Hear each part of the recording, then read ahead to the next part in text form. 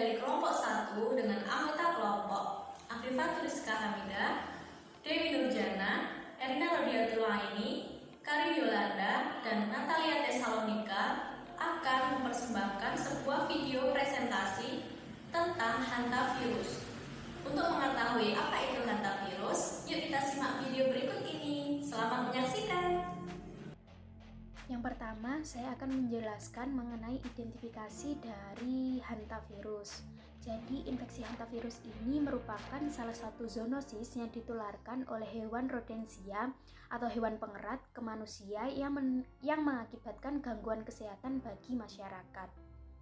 Gangguan kesehatan pada masyarakat ini dapat berupa kelainan pada ginjal dan juga paru-paru yang dimulai dengan demam, bintik perdarahan pada muka, sakit kepala, kemudian hipotensi, oliguria, yaitu sedikit buang air kecil, maupun diuretik atau sering buang air kecil.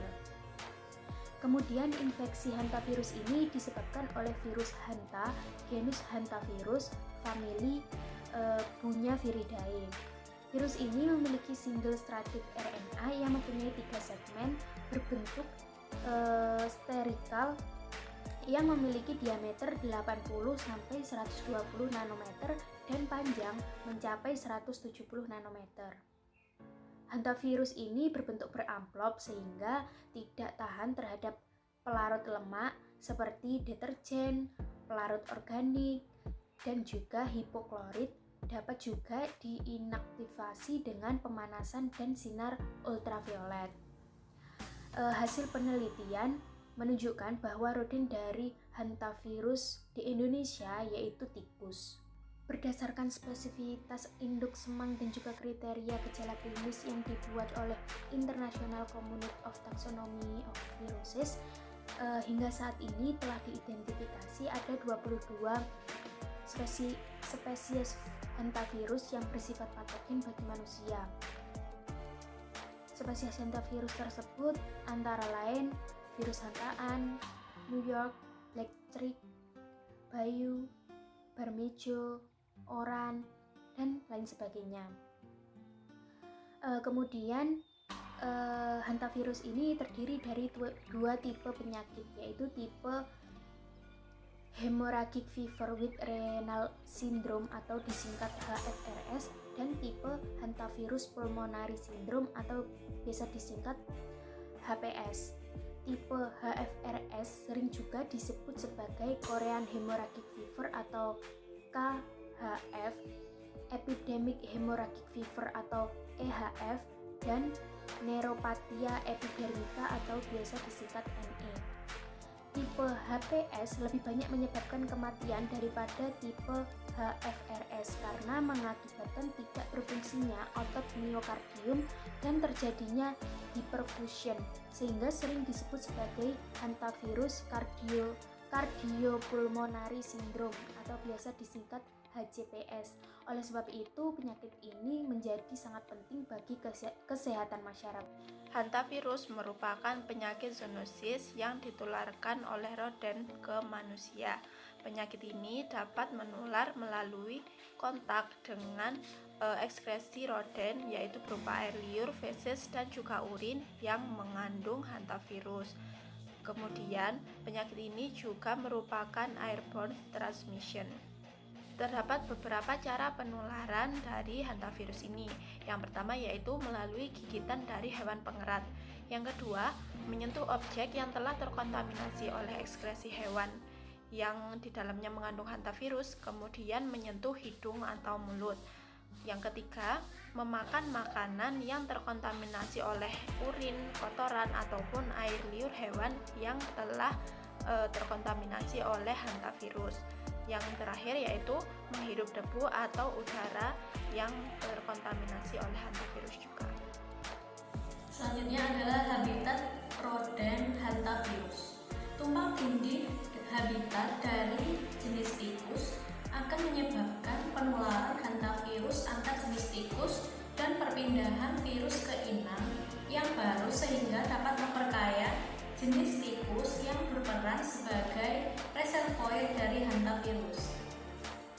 Selain itu, faktor peningkatan suhu yang mempengaruhi pertumbuhan vegetasi juga sehingga menyebabkan kelimpahan spesies hewan pengerat seperti tikus, serta kelangsungan hidup dan aerosolisasi atau penyebaran virus dalam bentuk aerosol hingga mencapai ambang batas. Berikut adalah beberapa habitat dari rodent yang menyebabkan hantavirus. Yang pertama adalah hutan. Kondisi hutan yang telah mendapatkan campur tangan dari manusia akan mengalami ketidakseimbangan ekologi sehingga dapat menyebabkan berkurangnya predator tikus yang menyebabkan populasi tikus ini akan semakin meningkat. Habitat selanjutnya adalah got, di mana jenis tikus yang hidup di saluran air atau got adalah Ratus norvegicus yang populasinya akan semakin meningkat ketika terjadi musim penghujan.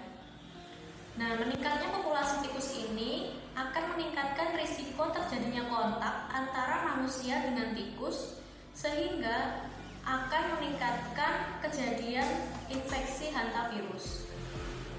Kemudian ada habitat lingkungan pekarangan rumah dan lahan pertanian. Tikus periodomestik seperti Ratus exulans, Ratus indica, Ratus argentifer, dan Ratus thiomanicus banyak ditemukan di lahan pertanian dan lingkungan pekarangan rumah. Keberadaan tikus jenis ini, yaitu tikus periodomestik, di suatu lingkungan akan menjadi salah satu faktor resiko penularan dari hantavirus ke manusia. Sebab tikus tersebut merupakan reservoir potensial hantavirus. Selain habitat yang telah disebutkan sebelumnya, ada habitat-habitat lain dari rodent hantavirus seperti di perkebunan, sawah, dan tambak. Hal ini terjadi karena aktivitas manusia yang meningkat dalam pembukaan hutan menjadi perkebunan maupun industri atau perumahan akan menyebabkan habitat tikus yang ada di hutan ini menjadi terganggu, sehingga otomatis tikus akan mencari habitat lainnya dan melakukan invasi ke pemukiman warga. Selanjutnya, di sini saya akan menjelaskan mengenai program pengendalian dari hantavirus. Ada beberapa cara yang dapat dilakukan. Yang pertama yaitu dengan cara perbaikan sistem perumahan dan sanitasi lingkungan. Yang kedua, pemasangan kawat kasa dan perangkap tikus di setiap rumah. Yang ketiga, sosialisasi mengenai penyakit hanta. Yang keempat, surveillance dan program vaksinasi pada manusia. Jadi, pada manusia, kasus klinis hanta ini lebih banyak ditemukan di daerah dengan kondisi lingkungan dan perumahan yang buruk, serta banyaknya populasi tikus di sekitar rumah. Oleh karena itu, perbaikan sistem perumahan dan sanitasi lingkungan mutlak diperlukan untuk pencegahan penyakit ini. Selanjutnya, untuk mengurangi kontak dengan rodensia, cara yang dapat dilakukan diantaranya dengan memasang kawat kasa agar tikus tidak masuk ke dalam rumah, lalu memasang perangkap tikus, dan tidak menyediakan makanan bagi tikus terutama di tempat sampah yang tanpa tutup. Di daerah endemis hanta, sosialisasi mengenai penyakit hanta sebaiknya sering dilakukan, termasuk program bagaimana cara menekan populasi tikus dan melakukan surveillance maupun program vaksinasi pada manusia. Vaksinasi ini dinilai masih efektif untuk pencegahan infeksi hantavirus, sehingga akhir-akhir ini telah dikembangkan vaksin multivalen rekombinan yang terdiri dari beberapa serotip hantavirus yang dapat mencegah infeksi hantavirus. Nah, selanjutnya adalah upaya pencegahan hantavirus di daerah. Untuk kali ini, kelompok kami akan mengambil daerah Jawa Barat. Upaya pencegahan tersebut diantaranya yang pertama, menyimpan makanan, termasuk makanan hewan, air, dan sampah dalam wadah plastik atau logam dengan tutup yang pas.